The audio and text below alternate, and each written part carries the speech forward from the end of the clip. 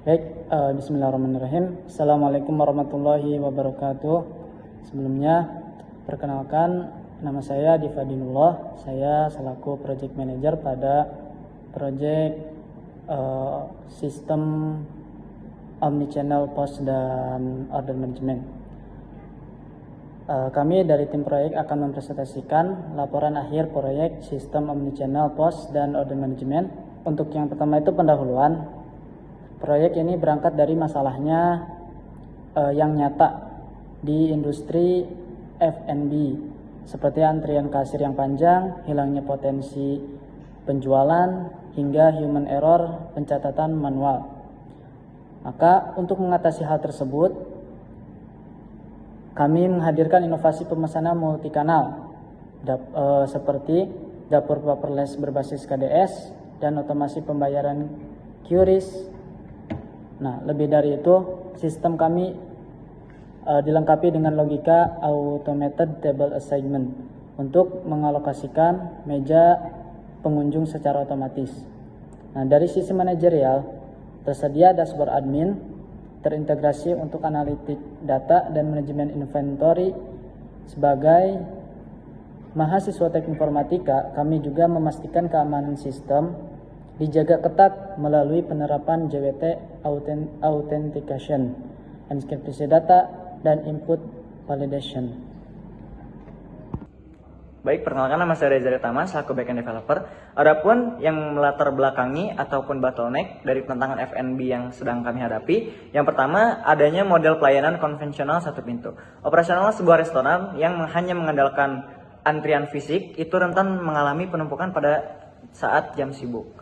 Yang kedua, adapun kehilangan potensi penjualan atau lost sales. Sistem antrean manual tidak efektif, dapat memicu frustasi pelanggan sehingga sering berujung kepada pembatalan. Kemudian yang ketiga, tingginya resiko human error. Pencatatan pesanan manual yang dicatat oleh pelayan terkadang dapat menyebabkan ketidaksesuaian menu atau miskomunikasi dengan tim dapur. Yang keempat, fragmentasi data transaksi. Tidak adanya integrasi pesanan secara offline dan online itu menyulitkan dalam proses rekapitulasi penjualan serta manajemen inventory bahan baku. Oke, dilanjut dengan saya, Dea Anissa, sebagai sistem analis. Tujuan utama proyek yang pertama ada pemesanan multikanal, mengintegrasikan pesanan dari kios mandiri, scan QR meja, tablet pelayan, hingga web store ke satu database terpusat. Yang kedua ada dapur berbasis KDS, menerapkan Kitchen Display System atau KDS untuk memproses pesanan secara paperless, otomatis, dan transparan. Yang ketiga ada otomasi KRIS. Otomasi KRIS yaitu otomasi rekonsiliasi pembayaran digital menggunakan KRIS dengan validasi real time demi mencegah kebocoran finansial. Oke, sekarang dilanjut dengan saya Aldi Maulana sebagai backend. Saya sekarang akan menjelaskan slide bagian baseline proyek. Nah, di baseline proyek ini direncanakan berjalan selama 140 hari kalender, yang mana dimulai dari 22 Februari hingga 11 Juli tahun 2026. Dengan anggaran awalnya itu 100 juta rupiah untuk menyelesaikan 31 aktivitas di kalender. Nah, sistem ini kami kembangkan secara khusus untuk klien kami, yaitu Bapak Fitrah Satria Pajar Kusuma Eskom Mkom. Nah, jika melihat distribusi beban kerja tim, pengerjaan teknis paling memakan waktu itu dialokasikan pada pengembangan back end dan front end, di mana masing-masing tahap tersebut diestimasikan memakan waktu hingga 80 hari kerja. Baik, selanjutnya itu slide 3 dengan saya Puji Martalena sebagai desain UI UX. Pada tahap di sini saya menjelaskan monitoring progres pengembangan berjalan non-track dan stabil hingga akhir bulan Mei 2026. Namun memasuki bulan Juni kami menghadapi deviasi hambatan yang cukup signifikan. Selain karena programmer utama di sisi front end jatuh sedikit, klien juga tiba-tiba meminta perubahan desain dan fitur baru di tengah tahap pengembangan yang sudah kritis. Permintaan mendadak ini membuat progres UI UX yang sebenarnya hampir selesai terpaksa mengalami penurunan kembali ke angka 90%. Hal ini menciptakan efek domino di mana divisi lainnya harus menunggu updatean desain terlebih dahulu, sehingga memunculkan keharusan mengambil jam kerja ekstra atau overtime. Baik, selanjutnya bersama saya Amalia sebagai front-end developer. Di sini saya akan mempresentasikan analisis jadwal. Dampak dari deviasi tersebut dapat dilihat pada analisis jadwal ini. Terjadi penundaan pada penyelesaian UI UX hingga 7 hari yang terhambat dan mundurnya pengerjaan back-end, front-end, dan binding system selama 2 hingga 3 hari. Berdasarkan identifikasi critical path atau lintas kritis proyek kami, aktivitas front-end development, konfigurasi hardware, dan jaringan, serta keseluruhan tahap pengujian atau testing berada di jalur yang sangat rawan. Oleh karena itu, kami merespon dengan cepat melalui penerapan overtime, selektif, dan penambahan anggota tim sementara pada aktivitas di jalur kritis tersebut, agar target go live pada 11 Juli 2026 tidak meleset. Dilanjut dengan saya, Maila, selaku UI UX Designer, yaitu pada slide 5 analisis resiko. Tentunya mitigasi masalah didukung oleh analisis resiko yang matang.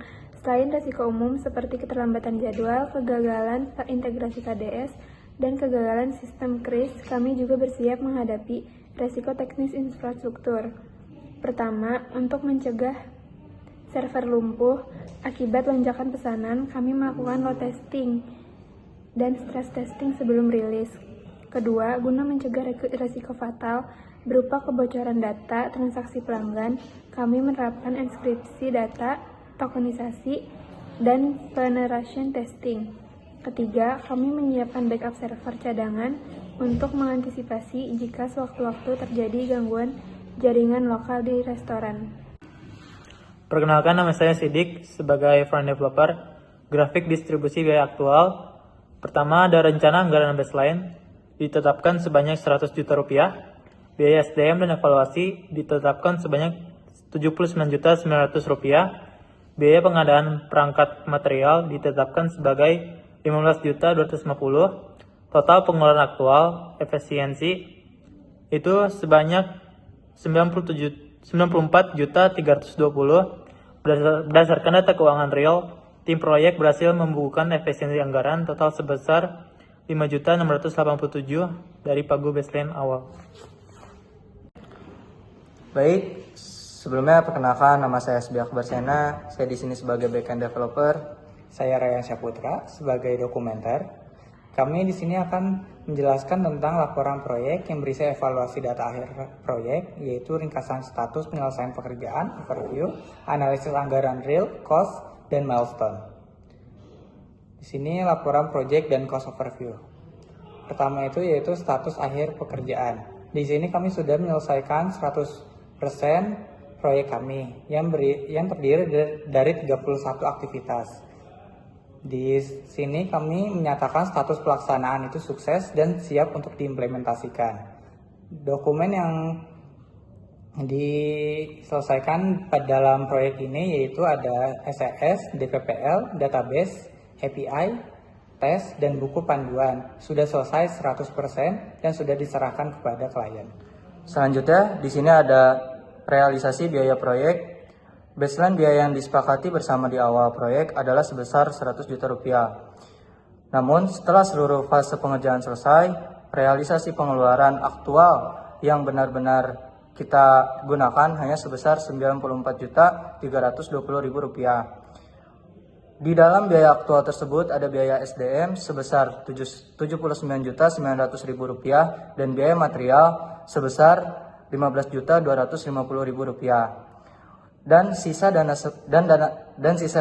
kita sebesar 505.680.000 rupiah. Terima kasih. Perkenalkan, nama saya Fian Bastian Firmansyah, saya berperan sebagai QA. Saya Galih Putra Pratama berperan sebagai QA. Di sini kami akan menjelaskan tentang laporan milestone proyek. Pada tanggal 25 Maret 2026 itu analisis selesai. Kebutuhan data, non-fungsional, dan sistem tercapai tepat waktu. Berikutnya 10 Juni 2026. Desain UI UX selesai terlambat, harusnya target 18 April karena perubahan desain dan fitur baru. Selanjutnya pada tanggal 26 Juni, back-end dan front-end selesai menunggu finalisasi dari pembaruan aset desain UI UX. Dilanjut pada 11 Juni tahun 2026, go live dan juga penutupan. Aplikasi diimplementasikan penuh tepat waktu dan serah terima dokumen. Perkenalkan, nama saya Estiaza dari tim desain. Dan perkenalkan, nama saya Aldika Galang Jarmananda dari tim dokumentasi. Jadi kesimpulan dari sistem ini adalah proyek Omnipos telah dikelola dengan menggunakan pendekatan manajemen proyek yang sistematis dan terstruktur. Seluruh tahapan proyek mulai dari perencanaan, analisis kebutuhan, desain sistem, pengembangan, pengujian, hingga penutupan proyek telah berhasil dilaksanakan sesuai dengan rencana yang telah ditetapkan. Setiap tahapan dilakukan secara berurutan sehingga proses pengembangan dapat berjalan lebih efektif, terarah, dan meminimalkan kendala yang terjadi selama pelaksanaan.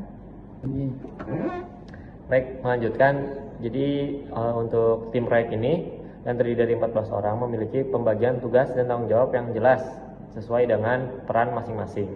Jadi kerjasama dan koordinasi yang baik antara anggota tim menjadi salah satu faktor utama yang mendukung kelancaran proyek. Dengan penerapan manajemen proyek yang baik, Omnipos berhasil dikembangkan sesuai dengan tujuan yang diharapkan sehingga dapat memberikan solusi yang efektif serta memenuhi kebutuhan pengguna. Pengalaman dari proyek ini juga menjadi pembelajaran yang berharga untuk meningkatkan kualitas pelaksanaan proyek-proyek selanjutnya. Mungkin sekian dari kelompok kami, kurang lebihnya mohon maaf. Assalamualaikum warahmatullahi wabarakatuh.